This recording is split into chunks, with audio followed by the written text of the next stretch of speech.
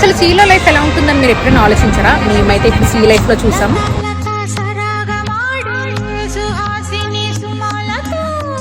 వయస్సుతో వసంతమాడి వరించెలే సరాలతో మిలా మిలా హిమాలే జల జల ముత్యాలుగా తళ తళ గళన తటిల్లత హారాలుగా చేతులు తాకిన కుండలకి చలనం వచ్చనులే.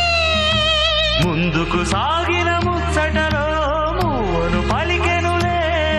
ఒక స్వర్గం తల వంచి ఇలా చేరే క్షణాలలో అందాలలో అహో మహోదయం భూలోకమే